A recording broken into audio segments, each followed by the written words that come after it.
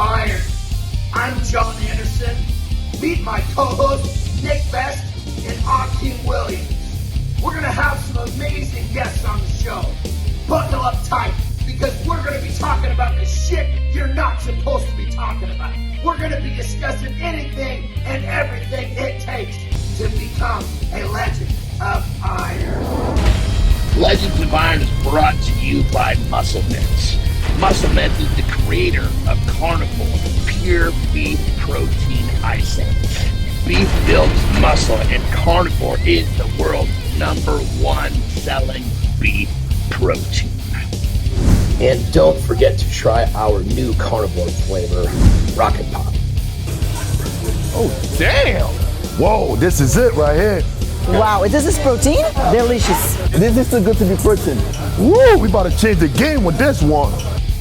You're gonna love it. Welcome to another edition of Legends of Iron. I am John Anderson. With me, always my partners in crime, Nick Best and Akeem Williams. We have got a killer show for you today. We have got one of the greats, no question about it. He has been strong from the jump, and I'm talking about strong from the time he was little. Straight up extreme honors in anything he has ever done strength. And we are happy to welcome Jerry Pritchett. Welcome to the show, brother. How are you today? Good, man. Thanks for having me. Appreciate it. Absolutely. There's with a show named Legends of Iron, it would be absolutely silly not to have you on the show, probably more than once. So this is round one. Yeah. Cool. That's good. Right on. Well, brother, take us back. I mean, you started off, you were strong from the beginning, but obviously everybody knows the Jerry Pritchett of today, television and whatnot. But talk to us about, what was it that inspired you to start, and talk to us about some of those early experiences that weren't captured on television. So, I started, of course, middle school, 13, 14, little weight set at the house, playing around like most of us did. And then when I was 15, after my freshman, my first go of freshman football, we decided, buddy of mine, we decided at a gym just to go get stronger, bigger, stronger for football. And ended up going to a powerlifting gym, Thorbeck's, which had some history years ago with John Cole and, first guy to squat over 900 pounds. And so he had some history for powerlifting, and walked in there literally on a Monday to just start training to get bigger and stronger for football. And the guy that ran it was a powerlifter time. He was, I think he's still ranked top 50 for 165s, 148s, had a almost 700-pound pull back in the 80s. But he said, I'm putting on a teenage nationals this Saturday. He said, a couple guys from your high school are doing it. You want to do it? And a buddy of mine that went in with me, he wasn't interested. And I said, yeah, sure. What do I got to do? He said, so I got the quick overview of this is how you bench, this is how you deadlift, this is how you squat. I trained every day of that week. I think I walked in the gym on that Friday before the meet. And he goes, what the hell are you doing here? I said, here to train. He goes, you're doing a meet tomorrow. Get the hell out of here. Go home and eat. Sleep. Okay, so I'm sorry to interrupt you, brother. So you're talking about you didn't know how to lift yet, and you were basically going to this meet. I didn't know anything. I said I filled around at home. I walked in the gym that Monday, and he said, I'm doing a meet Saturday. And I got the brief overview of how to squat, bench, and deadlift. Trained every day that week except for the Friday. He sent me home. Walked in the meet that Saturday and instantly fell in love with the sport. Up at that point, I'd been around auto racing and then had done football. And then I did that first powerlifting meet and it was instantly love. Like this is cool. This is all on me. Football, you can have the best game of your life, and quarterback or somebody else has a bad game, you guys lose. Powerlifting, strongman, anything with strength athletics, it's all on you. You get what you put in the sport. You see the results, and I instantly loved it. And probably one of the best things I always said that happened to me is a couple of guys that from my high school did that meet. And back then you had to have a qualifying total to go to Junior Olympics. And I didn't hit the qualifying total, but those guys did. And it pissed me off. So I spent every day in the gym. I didn't miss that next year. And then the next year I qualified for the Junior Olympics, went 3 times as a teenager, won gold 3 times. And then the powerlifting on up away for Strongman. But yeah, that was my kind of trial by fire. Just got through right in my first meet, literally after a week in the gym, and instantly fell in love with sport.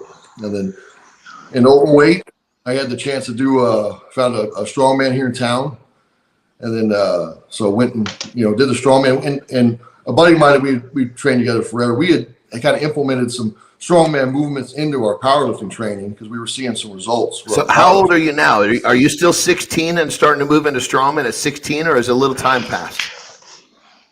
No, so that was 96. I was 15 when I started powerlifting. And excuse me, 15. Powerlifting. And I've always done 15.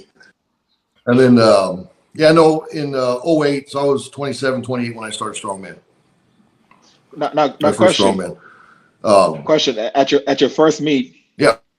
Do you remember the total in terms of your bench, your squat, your deadlift?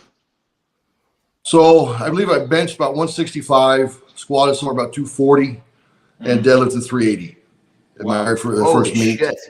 And that's for somebody that's never done that before. That's crazy. It was probably about 197, 200 pounds, 201, somewhere in there. Yeah. And then deadlifting right in the box. Yeah. Well, I grew up in a fab shop, moving steel around my dad's fab shop. So deadlift kind of came natural, picking something heavy up. This is a great kind of understanding of why you became such a monster deadlifter. I mean, hands down, one of the best deadlifters on the planet. And how it was even developed before you touched the bar, carrying around metal in the fabrication shop. What kind of stuff were you carrying around, like big awkward pieces of metal that you'd even translate perfectly to Strongman? Pieces of equipment, just heavy pieces of steel around the shop, just the welding cylinders, everything. I started working in the fab shop. I grew up in a fab shop, but I literally started working in the fab shop when I was 12. So I was moving around steel all the time. And then we did race cars. It ended up becoming a joke at the racetrack. If we were changing a tire, I'd grab the front of the sprint car and pick it up. And just, we don't need a jack. We've got Jerry. Don't just pick the car. That's beautiful. I've actually done that too. Just came natural. Just working. And then just it's obviously evolved from there through the years, but. So let's go back to that early part of powerlifting. You did your first meet literally after a week of training. You must have obviously. Let's fast forward 1 year. So what did you do that following year for the qualifier? How much progress had you made in a year from 15 to 16? So I believe I pulled somewhere around 500 pounds. Squat, I don't remember. Maybe high threes, somewhere in there. And bench was always one was behind for me. I was tall, lanky, long arms, so bench always took a while for kind of bench to come along. But deadlift climbed pretty fast. Because I think when I was, remember the last Junior Olympics I did, I think I pulled somewhere around 675, and then 2 weeks later I did a nationals in California and pulled 705, and that was about 18. God damn! You were a 700-pound deadlifter as a teenager. Is that correct? Yeah. Oh, that's got to fit into some crazy record. I mean, holy shit! Yeah. I don't think I've ever heard of an 18-year-old pulling 700 pounds. I mean, do you know, Jerry? That's probably some record that's going to be locked away for decades to come. Yeah, I don't think that's crazy. Yeah. God dang! So at this time, how tall are you at this point? About almost the height I am now. I got a big growth spurt around seventh grade. Grew a little bit through eighth. By the time I was a freshman, I've been about the same height since. Big thing is just gain weight. It's like my freshman year, I was about almost 200 pounds. I walked into my sophomore year about 215, 220. In my junior year is when I really put on some weight. I walked in at 265. Then I started my senior year, I was 275. And then I graduated at 298. I was trying to get to 300 pounds before I graduated. I didn't hit 300 pounds the week after graduation. Dude, you were like a high school coach's dream Yeah. Except I had a very bad attitude by the end of my high school, so I didn't get along with football coaches too well, unfortunately. But that was part of in the gym. By the time I was a junior, I was the strongest guy in the powerlifting gym. So for a football coach to yell and try to intimidate me, it wasn't going to work. Yeah. So it wasn't my senior year. The one football coach, he was an ornery bastard, and we finally saw eye to eye. He literally got in front of me one practice and was like, hit me.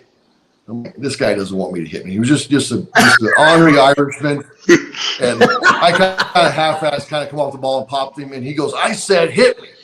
And after about the third time of him yelling at me, I laid into him pretty hard. And he went back about 5 yards. I remember the lineman coach caught him.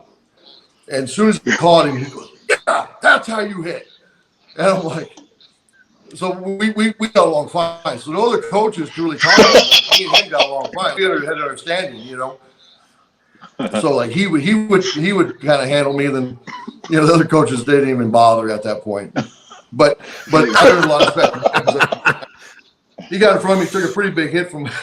And like I started my senior year, I was 275, and by far the strongest guy in the gym. So that's crazy. That's crazy. So obviously you're playing football, but you really were in love with weight training, correct? Yeah. I said, football is what took me into the gym, but once I did that first meet, I was there for powerlifting and stronger.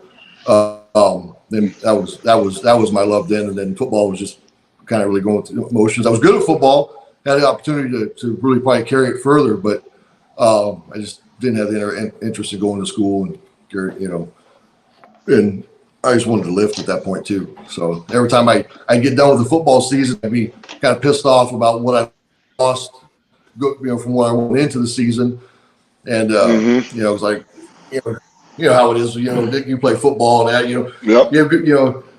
You're here going in. The time you come out after all that season, your lifts go down. So every beginning of a season, I'm like, fuck, I catch back up to get where I was at. And so kind of when I was done with football, I was like, just full bore power.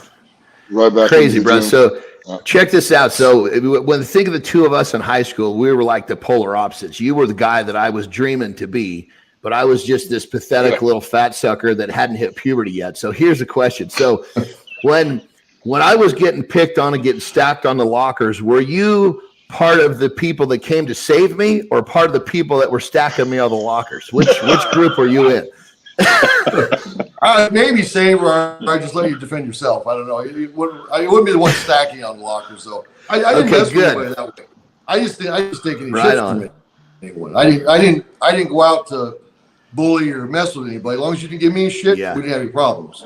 And like one of the guys, other guys my age, I had really zero problems in high school. Ones that I didn't get along with was football coaches, because especially back then, how football coaches, how they taught at that level was trying to intimidate guys. Which a lot of guys it worked. Well, it didn't work for me. Like I said, I trained with seasoned powerlifters in a powerlifting gym, and I was the strongest there. So some football coach that is acting like he had some kind of football career is going to try to intimidate me. That wasn't well, you're gonna work. Yeah, that's crazy, brother. So I mean, you really, I mean, you came out of the gate as a beast. You've been a beast your whole life, man. So obviously powerlifting's here. You did well. Love powerlifting. I really dedicate for all of it to. Go ahead. I'm sorry, brother. Yeah, I dedicate always just growing up in the fab shop. Just, watching, my old man worked 16, 17-hour days. That was nothing, back then, in the fab shop. So I everything I've done through, strength athletics, I owe to that upbringing in that fab shop, that hard work, because that's cool, brother. This, moving iron and strongman and powerlifting, not easy. You're beat up, and it's not for the faint of heart to do it. So you have to have that toughness going into the sport to be good at it. Yeah. Yeah, agreed. For sure. So you said you turned the corner to strongman in the mid '90s. So kind of talk to us how, as obviously there was a period before you started hitting the TV. Talk us through the timeline before you kind of made it to the elite. Yeah, so I did the first strongman in 2008.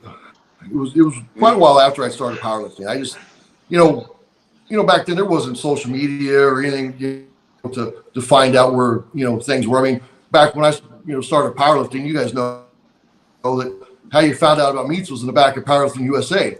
Looking at the back and see who posted what meets were coming up. You didn't go on social media and see who had a meet. True. Yeah, that was just the way it Monthly was, magazine. And so I just didn't where I was at here in Phoenix. There was just nothing going on for strongman at the time, and so I really didn't know how to get into it. Then it wasn't until 2008 there was a local one here in town that I jumped into and did it. And at the time I was actually even kind of for a while I even kind of backed off power. I was still powerlifting, but not as serious. I grew up on race cars, and I always wanted to drive a sprint car. So I built my own sprint car, and I started racing at the time. I was still doing a little bit of powerlifting. Ooh. And then that strongman you came drove about, a sprint car, and so I think I'm gonna how did you fit into a sprint car, brother? How did you get in there? Did the top of the roll cage come off to get? At the time, I was very, very tight. How big was the track? Was it like a 3/8 of a mile or a quarter mile or a half mile? Because those turns come up stupid fast on a 3/8 of a mile track. Yeah, we're primarily 3/8 mile. Then we have the one track here's a half mile. Yeah. So you're going 90 miles an hour in a car with a stagger. Did you have the wing or the no wings on the front? I ran non-wing. So you don't stick to the ground as well either. That's nuts. Yeah, dude. no. Yeah. That's nuts. I've hot lapped So the first strongman I did in 08, I had my truck and trailer in the parking lot, and after the comp, I drove to the racetrack and raced that night. And I tell the story because about halfway through the main event, we had a yellow flag, and my fucking back is killing me. And I remember using the shoulder harness so I could try to stretch and see because my back's fucking killing me from this strongman. And we're putting along. Well, when you have speed, the adrenaline, you don't feel it, So the light blinks, pull the lap belts back down, and then there you go. Then adrenaline's up, you don't really notice it. But man, I couldn't wait for that race to be over with. My back was killing me. It's strongman, especially first strongman I had done, and then to get strapped in the seat that night to race, and it was rough. That's crazy. So you did your first strongman competition. Kind of talk us through the strongman timeline. So that was May of 08. I did that first one. I did another one in New Mexico, and I was second. I was really losing them because of stones. I never touched stones. And I remember the first one I did chalked up, cupped the stone, 300-pound stone, just set it over the bar. And I remember that the guys that had ran it came over. They go, "You can't do that." So what do you mean I can't do that? I just did it. They said, "You're going to tear a bicep. You can't do that shit." So then they kind of showed me some techniques on how to do it. And so I did the next one in New Mexico, and again second. I lost on the damn stone. So then it was like, all right, I got to make a stone. So we made a couple stones, and then I did another one. And then at the time I really couldn't, financial spot I was in, I really couldn't afford to be racing. And so it was, and the strongman was started, and I was like, I think if I dedicate myself to this, park the race car, and go full, training, focus on strongman, I can do this. So that's what I did. I parked the sprint car, and then I went to the Nationals in 08. I actually met Nick there. He probably doesn't remember. He was in a pool with JJ was a baby back then. At Van Hatfield's Nationals. And we went there, and, I'm thinking, I think I'll do okay. And I think I was like 15th, but I zeroed a 280 log. But every one I did, I learned. Like, okay, now I got to do this. Now I got to work on this. So I just evolved from there. So that was 08. I did, more amateur one after another for the next couple of years. And then at the end of 09, I did California Strongest Man, and I won every event. And so I finally I feel like I covered the amateur level. And Old Ogden let me do the Fit Expo in January of 10.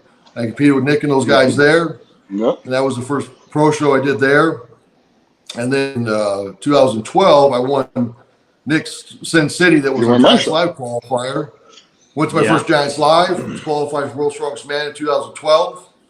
And then that next January, I won the Fit Expo in 13. And that put me on the Arnold stage for the first time in Columbus. Yep. And then just evolved from there. That's crazy. That's a great progression, brother. You when you climbed to the top quick, and you're one of those guys that was there's a lot of guys that did well and say World's Strongest Man, but not at the Arnold. You're one of those guys that did well in both. Yeah. Yes. Yeah, I always loved the Arnold. I love the heavy, the Terry Todd. The old school Arnold heavy. I love that. I still think 2017 was the last of the heavy year of the Arnold. We had the 1140 frame up the ramp, the 2 goes at the yoke. The second yoke was 1565. The max deadlift the next day on the elephant bar, I pulled the 1031. We had the 430 Austrian oak that night for reps. I mean, that was a heavy year. Yeah, that's an understatement. Heavy years, just super heavy year. Heavy years, yeah. I mean, all those years were heavy, but I think, honestly, in my opinion, that was the last of the really heavy, where everything was heavy. They still have a heavy event here or there, but everything was heavy. I mean, day one was the 1140 yoke, or the 1140 frame, and then 2 yokes, the 1300, and then the 1565. That was day one. And then you come in Saturday for the max elephant bar deadlift.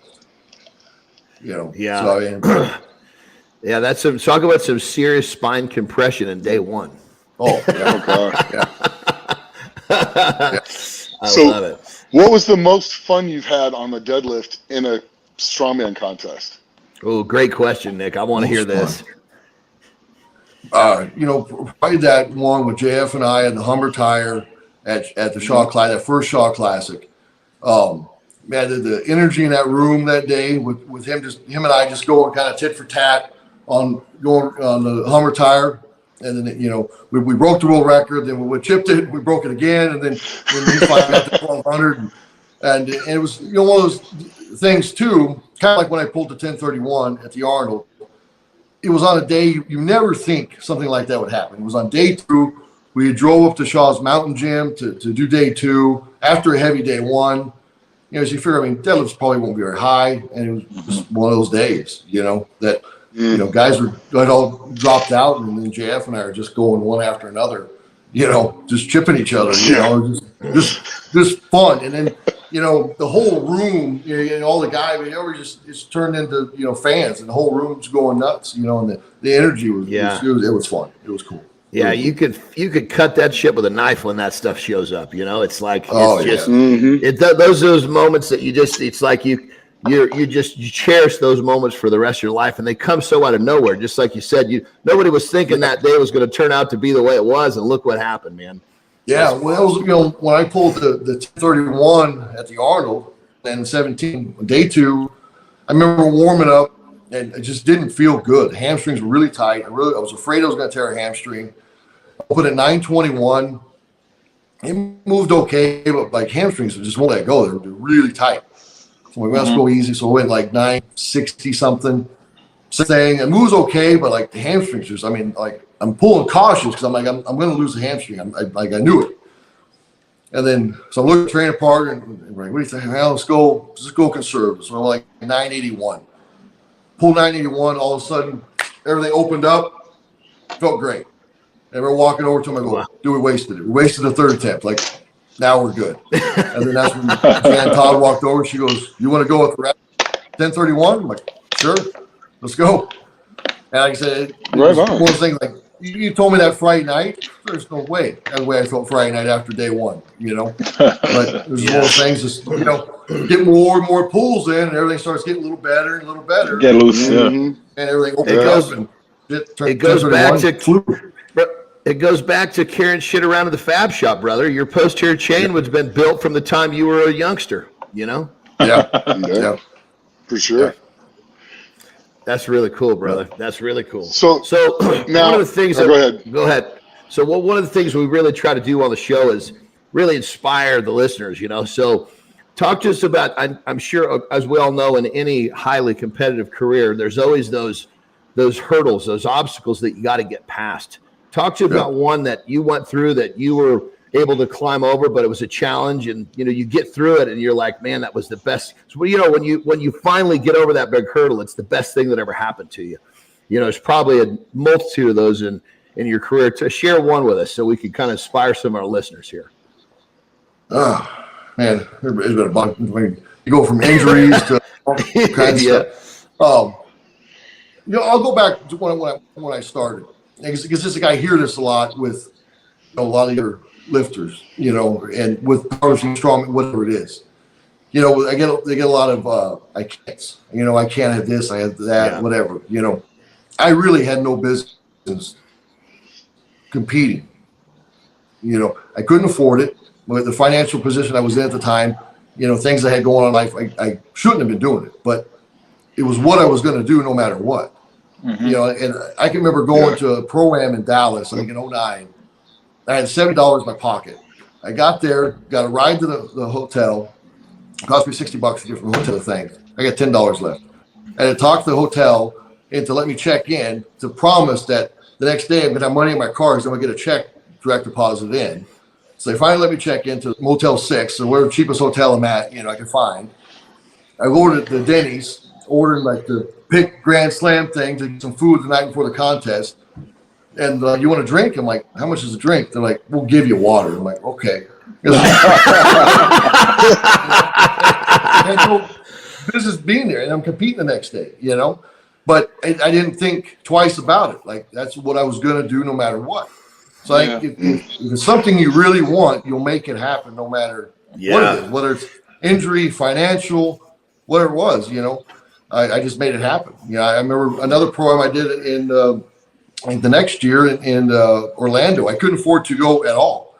And I had a buddy of mine who worked at a gym, and he said, like literally a few weeks before, he said, hey, they need this pull-up bar rig made. You want to do it? I'm like, shoot, yeah. Literally, I took the side job with my dad's shop, stayed up to like 2 o'clock in the morning for a couple nights to finish this thing so I could get the money to buy my airline ticket and book the trip to go to the program. Because I was whatever it took to get there, like whatever I got to do, you know. Yeah. So wow, if you want, you make it happen, no matter what. Brother, that is totally awesome and extremely inspiring, because let me tell you, you hit it on the head. There are too many I can'ts, and when you really want to, you find a way, you know. And that's too. I mean, especially I love the story where you're ordering something off the menu and you're asking how much a drink is, and they're going to give you free. I mean, you were literally watching every penny. They felt sorry for me. They're like, we'll give you and I love the part about you convinced the person at the hotel to let you in because you're going to prize money to direct deposit in the next day.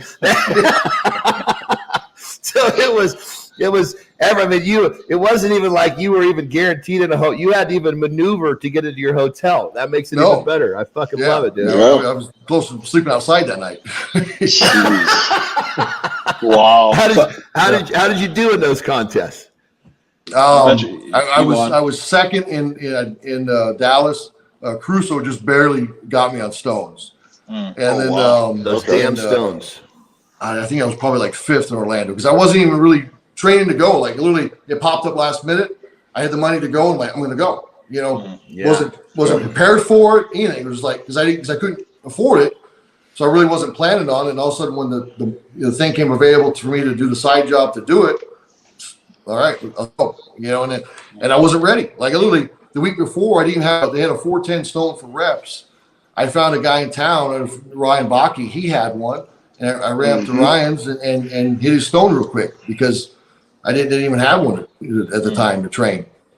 You know, like so. But I hear so much like, oh, when is it? I'm not going to be ready. I don't know if I'll do this or that. Like, if you want it bad, you just go because everyone you do, you'll learn something about yourself. to make you better. Yep. You know, and just go do it, make it happen.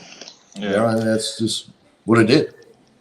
Brother, I thought I was really, committing mark, stepping over. In the beginning, when I was learning strongman, I didn't have equipment either. So I was driving like 4 hours of direction to get to a place that had equipment. So you're driving 4 hours, 3.5 hours, training 3-4 hours, and driving back home. But you just did what you had to do. It wasn't a question. Exactly. And you didn't think twice of it. You just did it.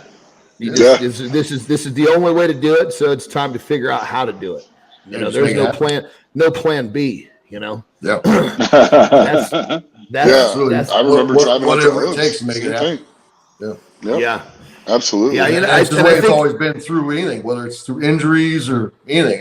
Whatever I got to do to get through it, I'll get through it. What's the nastiest injury that's plagued you so far? Right now has been the one going into Worlds last year with these hips. I torn labrums in both hips going into World's Strongest Man last year. Between that and the bulges in the low back is most pain I've ever been through. That was a rough go. Wow.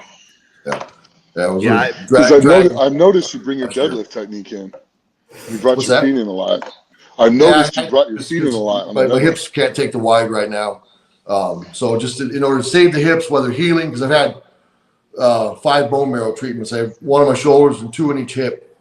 No shit. Get healed up. I mean, just moving iron since '96, so shit's a little wore out. So trying to just build everything up. So right now, in order to save the hips, I brought the stance in, which has been a big change because I got a lot of power off the floor with that push, but it's getting better. So getting better. But again, whatever it takes, whatever I got to do to get it done. This right now is what I got to do. So I'll move the stance in, save the hips. That's it. That's it. Whatever it takes, baby. That's some inspiring shit, brother. That's good stuff. That's really good stuff. I'm sorry, Nick. I interrupted you. What were you going to say, brother? You had a question, and I cut you off somehow. Well, that was it about bringing the stance in the hips and everything else, and then it's like bringing them in that much more narrow. You can bring your hands in though quite a bit too. So that's going to help in areas when you go to lock out and stuff like that. Yeah, so it's kind of some give and take. I lose that power I got from that big wide push off the floor, but I'm getting the reaction of the bar now, which I didn't get before because I was so wide. So it's a little bit of a give and take. I understand. You feel like that? Moving your feet in. Is it really doing a lot to save your hips? Is it going to give you kind of another stage in your deadlifting? It is, yeah. It's allowing the hips to heal and just it takes the load off. Just that wide, and because a lot of the problems I'm having in my hip is out that wide when the labrums are torn. So it's saving that right now, letting those heal. And the more I do it, the deadlift's coming back, so it's feeling pretty good. Didn't you say you had a bulge in your lower back? Doesn't that hurt your lower back with going to closer stance? I had three bulges in it last summer. After Worlds last summer, I had bone marrow on both hips, shoulders, and then I had a procedure called disc seal on the low back to heal those bulges. It's something like PRP. They mix a paste, you put in there where those bulges are to heal them. Gotcha. But they can go into specific spots. Is that correct? Yeah, they put it right in. It's right where that jelly's ripped and leaking out. In between the discs, they'll put it right in there to seal that back up. Oh, okay. Because PRP, when you do it, it spreads all over the place. That stays centralized and local, correct? It's explained to me. So it's thicker than PRP, but it's somewhere around the same process, somewhat. Brother. How does your back feel now? After back feels great. Okay. Back feels great. My left hip, it's really good. My right hip is one that's still kind of coming along, but it was the worst wear and tear wise, and there was an impingement in that one. So it's just a little longer coming along, but it's a hell of a lot better than it was. I mean, I was barely dragging my legs around at Worlds last year. Yeah. Well, brother, let's shift gears. I want to hear all about. Everybody wants to hear all about the mini me that's coming up. You've got a son who's an absolute monster. Bubba. Yes. Let's talk to us about him. Oh my God. Yes. Talk to us about him. How old is he now? He's 11.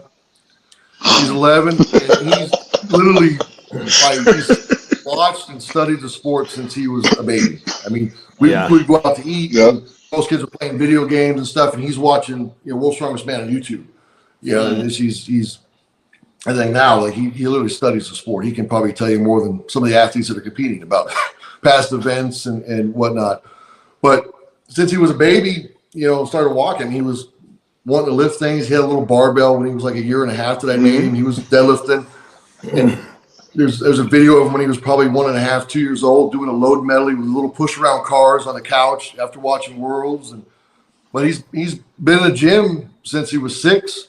And then since he was probably 8, he's been in there. I mean, he trained full time because before it started, just go on Saturdays for strongman stuff. And then now he trains with us every day. And he's done several powerlifting meets. He did WABDO Worlds back in October. Deadlifted 275, had 300 off the ground. Oh my God! Oh my God! Last week he trained with Brian Shaw and up in his mountain gym. He's got Shaw's big Rogue yoke and 35. And he goes down and back. I'm like, do you know what you have? He goes, I don't know. So we had to ask him. He just picks it up. What the thing weighed. And we're like, you got 440 pounds. He goes, oh, it's a PR. I mean, I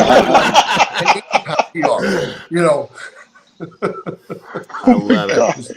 Wow. So he's 11 right now. So I go, you know what you have there? And he'll go, yeah, I got a 25 there and a 30. Like, I can see that. How much weight do you have? Oh, I love it. He's like, I don't know, 11. I can pick it up and go. That's it. He's 11. How much is he he's weight? going to do in June in California. He's going to do the Teenage Nationals and go with the 13-14 over there. Nice. He did one last summer. He went with the 13-15. It was 4th at 10. So he's got a lot of goals for himself. We'll see. He thinks he's going to be the youngest to go to Giants Live and the youngest to go to Worlds. So that's impressive, man. Impressive. Wow, very that's impressive. Beautiful. It's how much does he weigh right now? About 180, 185, and he's 11 years old. Oh my God!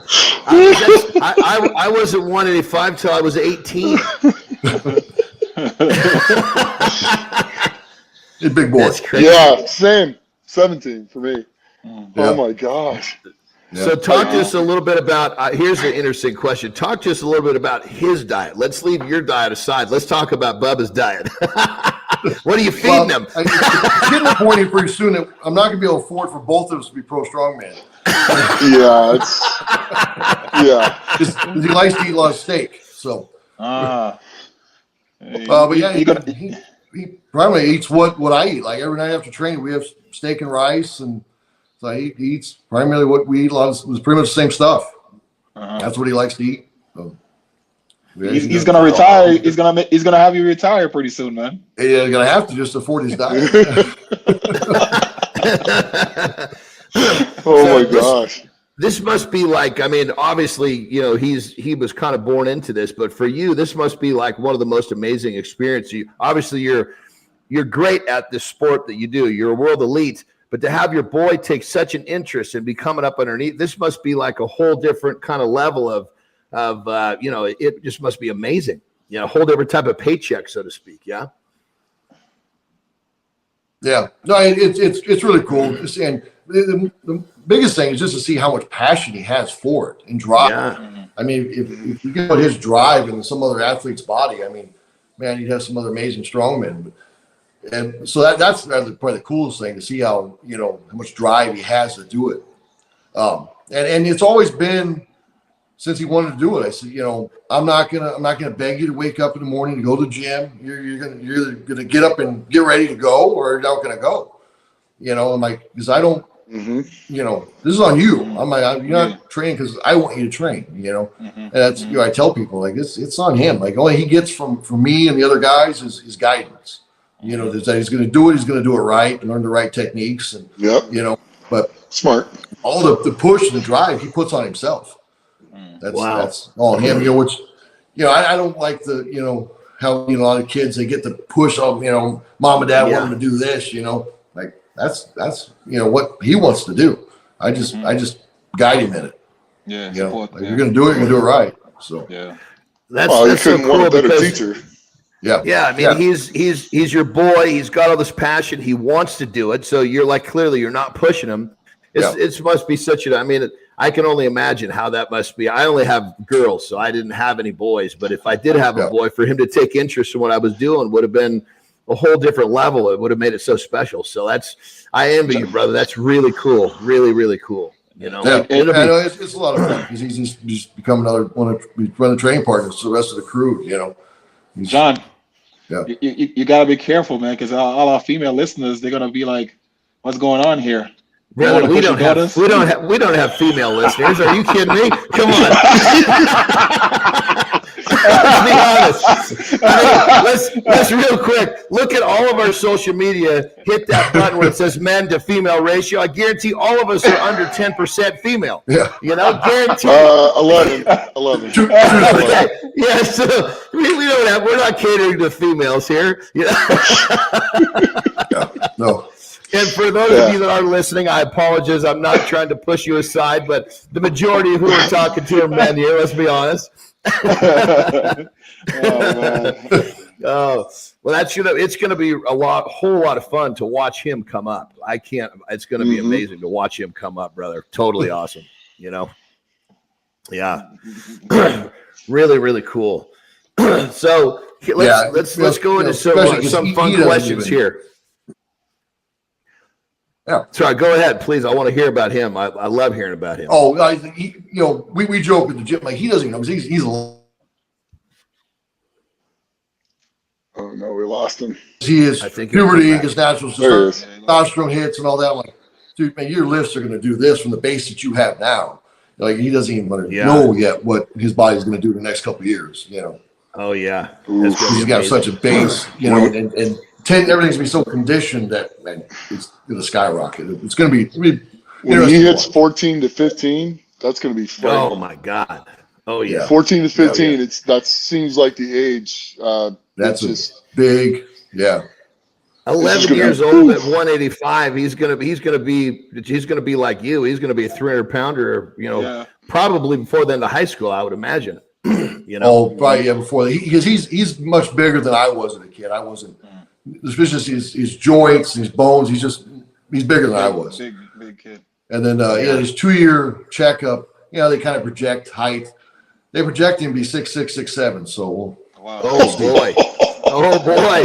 We gotta. I mean, this is like. I mean, if you think about it, you look at some of the greatest of all time. They weren't starting at this age. No, and they didn't have a dad that was teaching them. I mean, his goals of being the youngest to break all of these, you know, to have all these titles. This is real. This is not just some sort of a kid, you know, hoping. I mean, he's got a head start on everything. Yeah, no, he's dead set that he's going to go to Giants Live at 16, 17. So, wow. God, that's going to be fun to watch, brother. Fun to watch. Yeah, totally cool. So let's switch gears in terms of. So let's talk about. In the current state of strongman, who do you believe are the top 5? If you had to rank, not only top 5, but put them in numerical order. Ooh, that's a tough one. You know, depending on the given day and the events, you know, things can shift from probably 10 to 12 guys. You know, so just think if you had to think just strongman in general. If you just think of, granted, if you just took, you definitely got to put. You got to put Martins up there. Obviously, Martins has done really well the last couple of shows. Martins, Shaw's, you know, still Shaw, you know. So you still got to put him in that top 5. And then there's some, you know, other, you know, new guys that are, you know, kind of battling up there that have some really strong lifts. But Novikov, like well-rounded guys, definitely Novikov. Definitely JF was in that list, you know.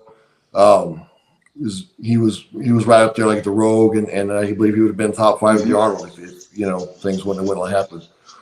And then I still, for me back 100%, I'm in that top 5. So there we go. There we go, baby. Yeah. Yeah. Okay. 2020, I was damn close. So a few things were a little better. So things heal back up. I plan on being back there. So let's go, baby. That's what I love. One and then there's young guys that got stone some away. lifts. They just have maybe a couple holes in there, but they don't maybe quite all around. You know, like Bobby Thompson's got a huge log press. Evan Singleton, his press has come up a bit. His deadlifts come up. He's good at moving events, so he's come a long way. He'll be interested in Worlds this year. See how him go through the heats.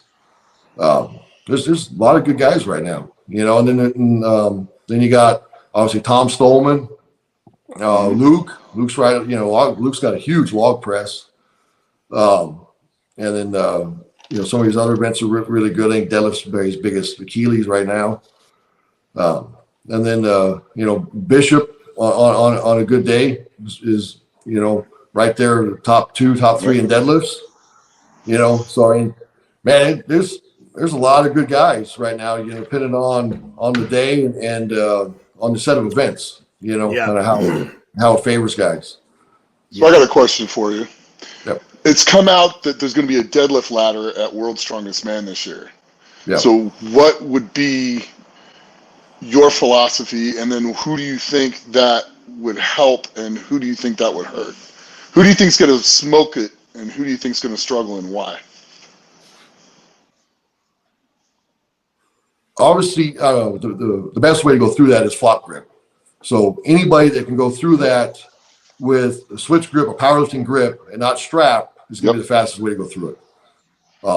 And because I mean, if you saw Felix and I at Masters Worlds, it was a drag race on that deadlift. and Dick was pulling fast, but he was having to stop and strap, and it killed his time. You know. So any of the guys that can do that, but I think there's only a few guys that are probably capable of doing that. I think Brian can do it. He's got the grip to do that. You know, problem with Strongman is, you know, a lot of guys maybe that came from powerlifting never even done a flop grip.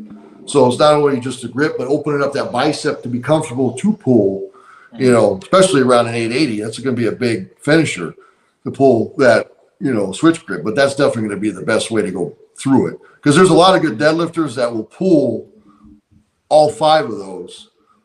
So only going to separate is time. So and to take the time strap, it kills you. So if you can go through it, you know, flop grip, at least if you go through maybe 3 or 4 of flop grip, is going to be the separator there. So I think guys like Tom, Brian are all capable of doing that flop grip and going through fast.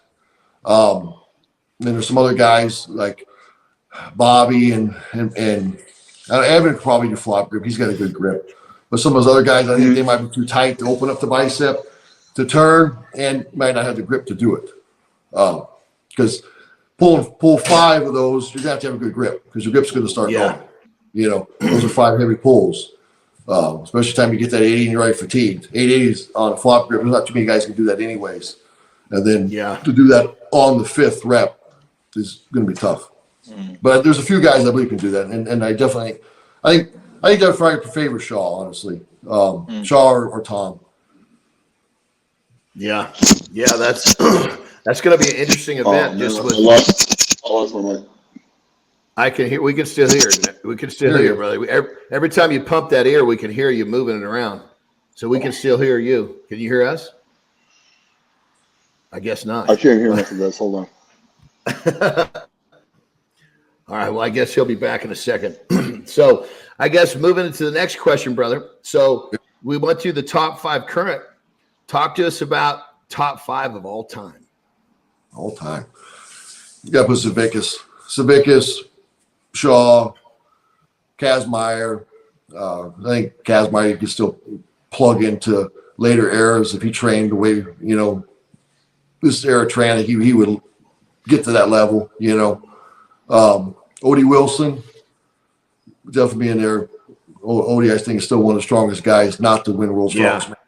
You know, I believe what a beast he was, huh? Oh man, yeah.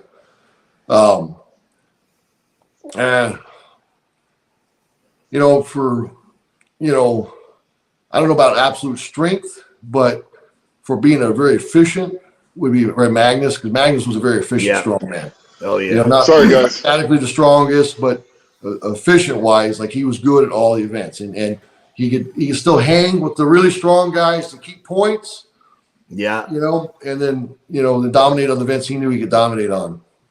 So I think he's definitely in on that list too. Yeah, that's a tough list to fill, because there's a lot of great strongmen on there, but I think definitely those guys belong in that top 5. Now totem pole those 5. Give them their first, second, third place in the top 5. Come on. You put me on the spot, huh, John? but we're talking about a guy who has been at the top for a long time. He's got a vantage point that most people will never see. So to hear his opinion is really interesting to I think the average if you put man. him at the best, I think you probably got Savickas, Shaw, Odie, Kazmaier, Magnus, probably somewhere in that order. I mean, because some of those guys, it's hard to rate them in the top 5 because the events were so different. So different, at the time, because obviously the weights that, Savickas and Shaw hit in their era are way different from what Magnus and, Kaz and Odie had. But I believe Odie and Kaz would have adapted to this era fine, as strong as they were. I'll agree with that. Funny enough, brother, your top 5 of all time was very similar to Zydrunas. We had him on, and he named off pretty much the same list for all time. Yeah. Yeah. So now we're going to take you back one step. Now you got to totem pole the current competitors in top 5. 1, 2, 3, 4, 5. 1, 2, 3. Well, just based on the last few, you put Brian Martins, Tom, Novikov. I'm still going to put JF in there just because of the last few shows he was right up there, and then Shaw. Yeah, I mean there's so, like you said earlier, so many good guys. So many good guys. So and just depending on the events, because you have more of a Giants Live World style events, set of guys for that. If you have an old Terry Todd Arnold, there's a different set of events, guys for that. Yep. So it would twist a little bit on the events. They're more athletic and lighter or higher reps versus just all out heavy, strong, static. Different set of guys for that. For sure. Yeah. It's kind of interesting because you can't not even remotely pick who the top 5 or top 10 are going to be at World's Strongest Man until you know what the events are. Yeah. It's that big of a difference because I mean you can sit here and go, okay, well it's going to be Brian, it's going to be the Stoltman brothers, it's going to be Jerry, it's going to be, but then they put the events out, and then you have a 275-pound anvil, which is really fast, so the guys that are quick are going to do good, and a yoke that's not quite 1,000 pounds, so it's also going to be really fast. As your first event, well, your top 5 is going to be completely different, whereas if it was a 400-pound sandbag and a 1,300-pound yoke, it's going to be completely different. So until they do that, it's next to impossible to really give a prediction. It's all kind of like who you like until they announce the events. Yeah. Now, if you look at the 20 there, Novikov winning, like you were talking, the anvil 960 something yoke. If that had been a 1,300-pound yoke, Shaw would have won it. Yep. It's the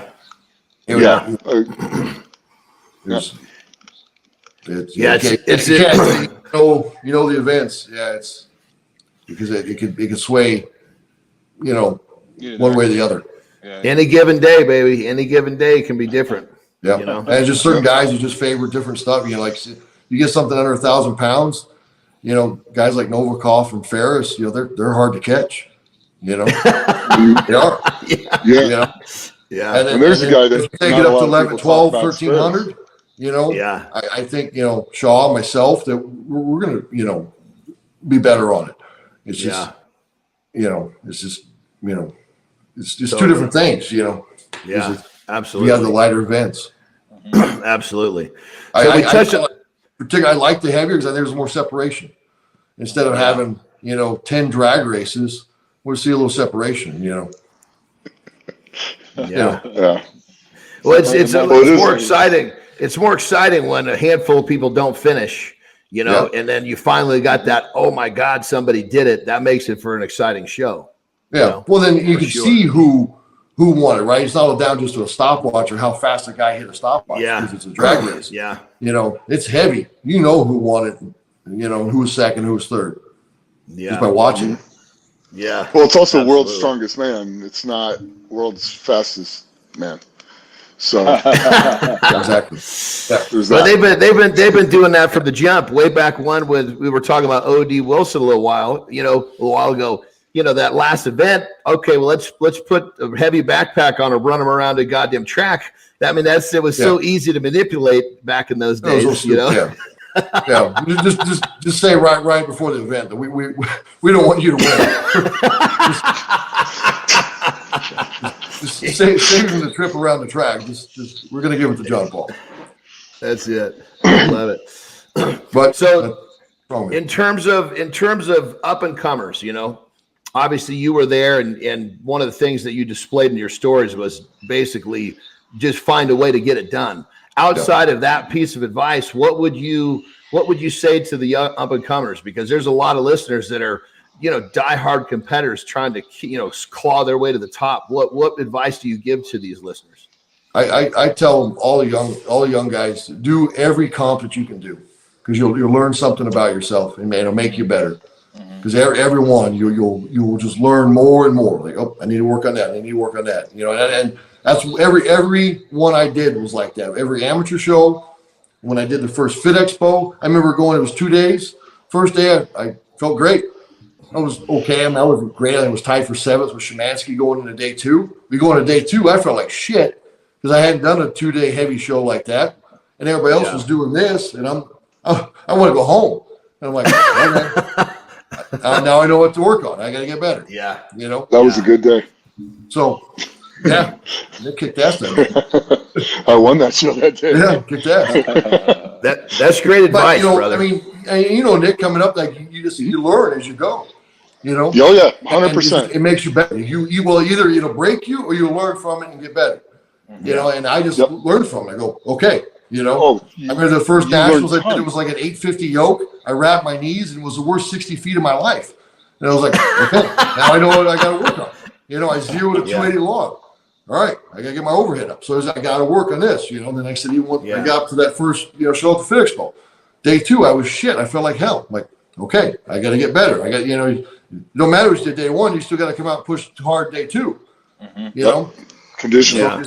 But the more shows, you won't know that until you go out and do the shows. And we just had this conversation about the other day about these guys that, you know, quickly turn pro. And unfortunately, it does them a kind of a disservice because they need all these shows to get better and you know, grow and you know, learn. And if they quickly turn pro, they can't do anything. They can do ASM, you know. So it really kind of almost does some of them a disservice. And then when they do get a shot to go to Giants Live or something like that, they're really pretty novice because they haven't done that many shows. You know, so if they go have a bad performance, they go, they're shit. Well, they're not shit. They just haven't learned yet. You know, they could be great, but they haven't had enough shows to really, you know, learn. You know, so it's important. You got to just go compete.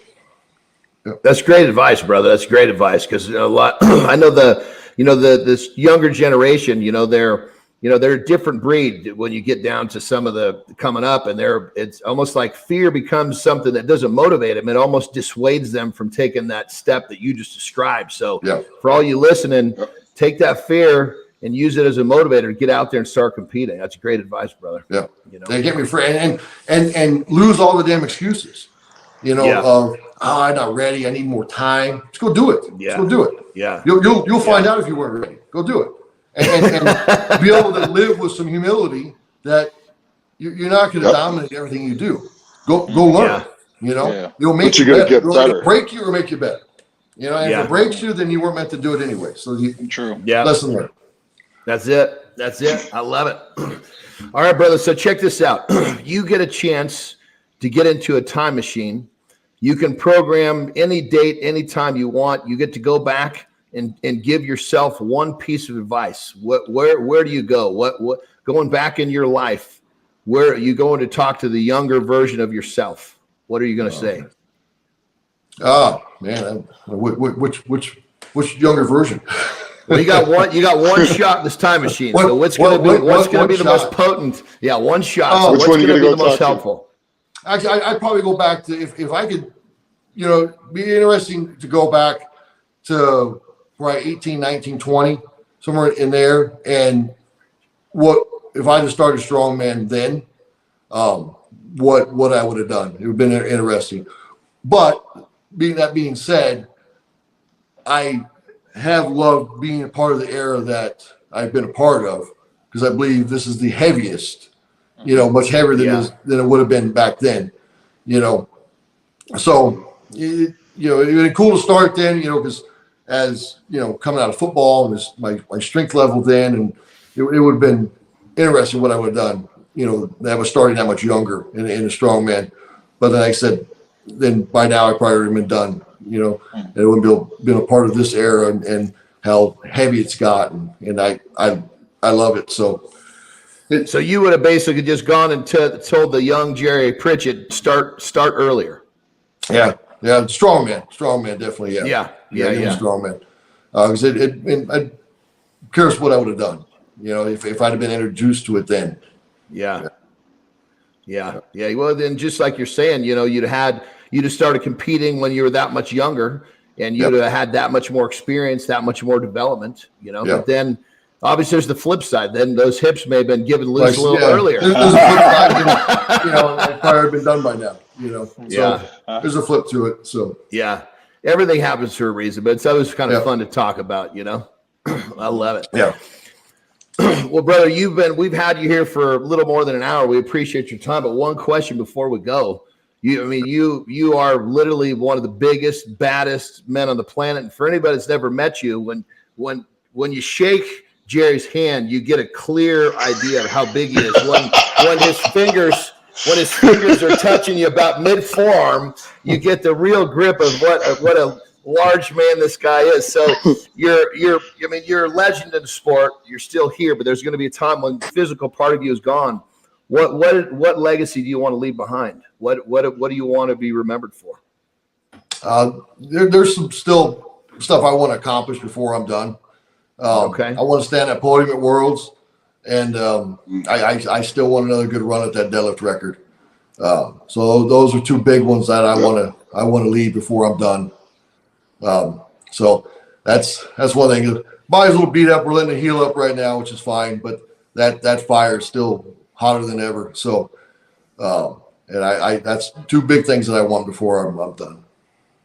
Very cool. I think Very you're cool. Yeah. Sometimes backing up a little bit to, lick some wounds and get healed up is all you need to step back in, bigger, stronger, and you're always smarter for all the obstacles. So you're always learning. That's it. Yep. If you're not, you're just naive and dumb. You should always be learning, because it don't matter what age you are, how long you've been doing it, you always learn something. That's it.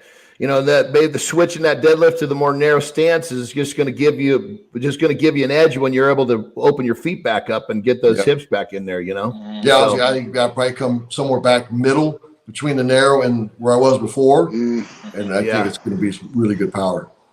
Yeah, really cool, brother. Really cool. Honestly, looking at it, you might want to stay there. Yeah, no, it's come along better than I thought.